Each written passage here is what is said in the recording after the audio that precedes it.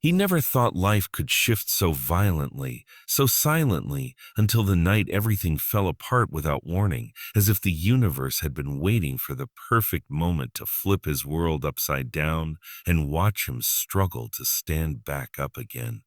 He had always believed in comfort, in safety, in routines that wrapped around him like a warm blanket. But comfort had made him soft, fragile, unprepared for the storm he didn't see coming. It began with a single phone call, the kind that comes once in a lifetime, the kind that tears open the floor beneath your feet. A trembling voice told him his father had collapsed. No warning, no signs, just a sudden tilt of destiny. Oh, of destiny. He raced to the hospital, heart pounding like it was trying to escape his chest, breath cutting into pieces, his mind begging reality to slow down, to rewind, to give him one more chance to change something he knew he couldn't change. But when he reached the room and saw his father lying still, tubes snaking around him, monitors beeping in uneven rhythms, his world cracked. Every belief he ever held, that life was stable, that tomorrow was guaranteed, that people he loved would always be there, shattered in an instant. He sat beside his father through the night, holding his hand, whispering apologies, whispering memories, whispering all the things he never had the courage to say when life was normal and time felt infinite. Lying in that cold hospital chair, he felt pain crawl into his chest for the first time in a way he couldn't escape. It wasn't the kind of pain that fades. It was the kind that changes people, the kind that burrows into your heart and stays there until it forces you to become someone else entirely. Entirely. For days, he wandered through his life like a ghost, trapped in the wrong world. Food tasted like paper, conversations felt distant.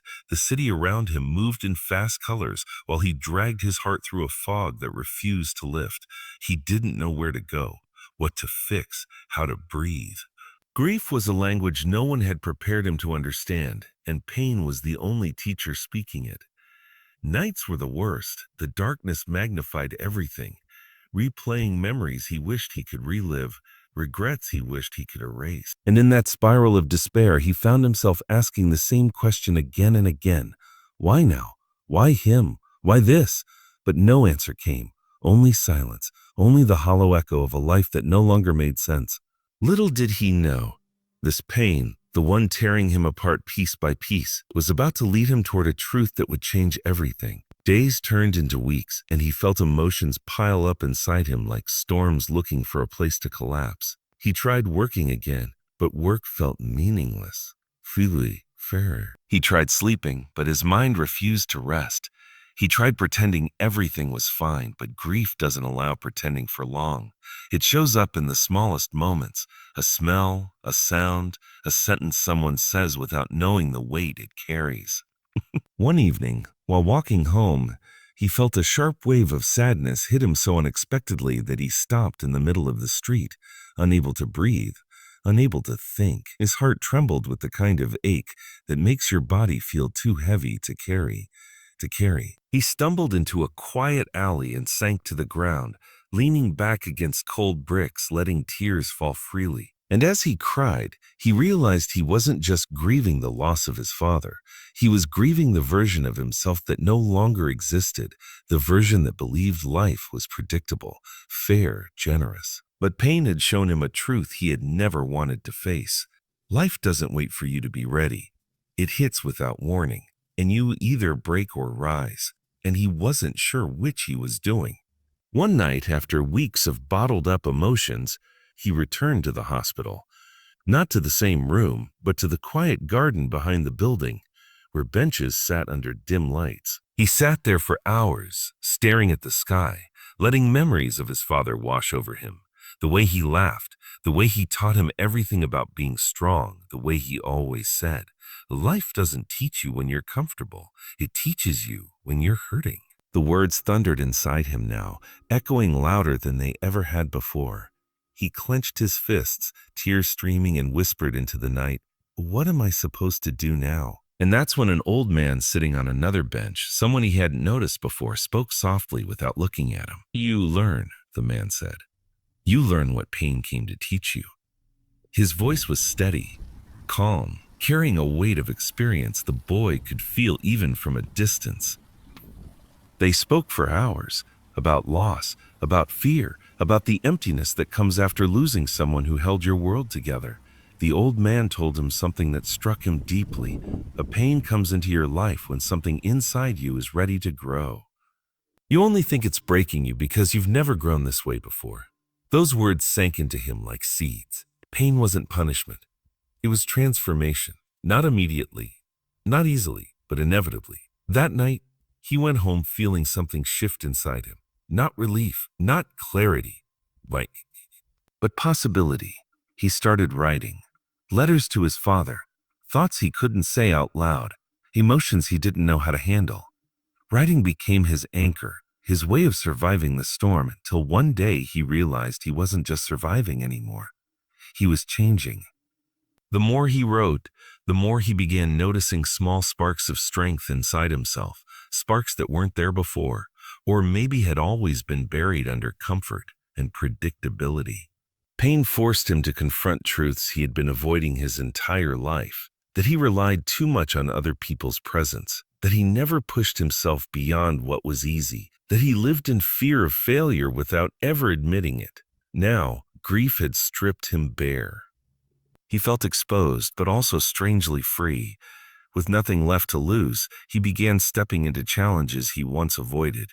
He started waking up early, running miles until sweat washed away the heaviness in his chest. He pushed himself at work, not because he had to, but because he wanted to honor the strength his father always saw in him.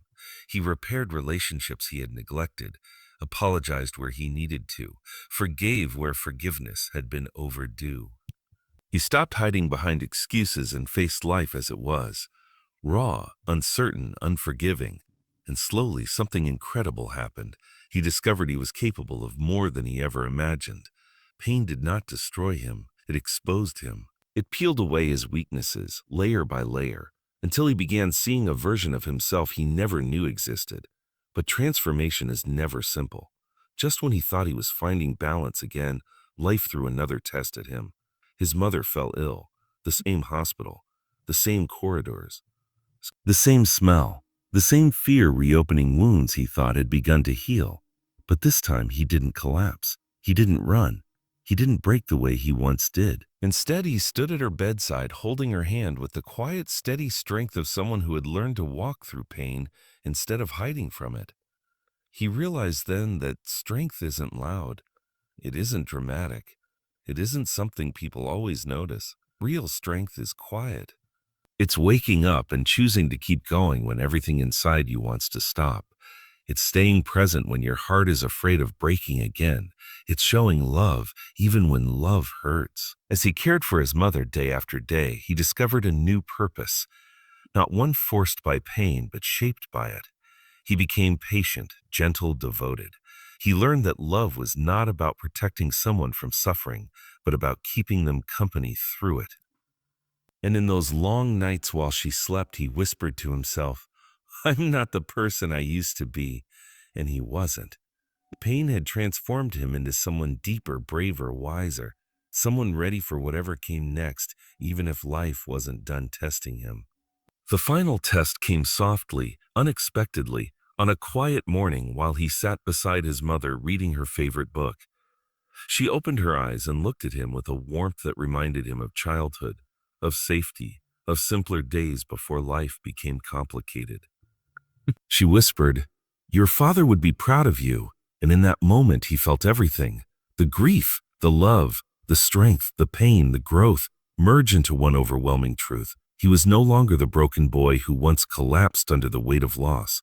He had become someone entirely new. Someone who understood that pain didn't come to ruin him.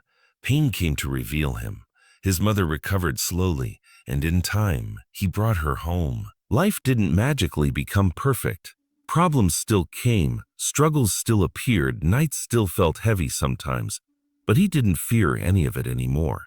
Because he knew pain wasn't an enemy. It was a guide. The same pain that once shattered him had become the reason he learned how to rebuild.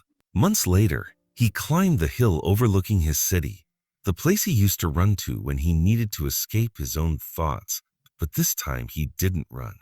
He stood there calmly, breathing deeply, watching the sunrise spill across the sky in colors he never appreciated before. Pain had taught him how to see beauty again.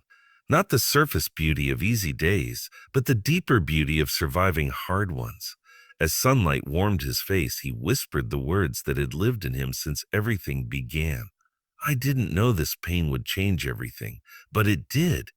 And with that final realization, the weight he had carried for so long finally lifted, not because life became easy, but because he had become strong.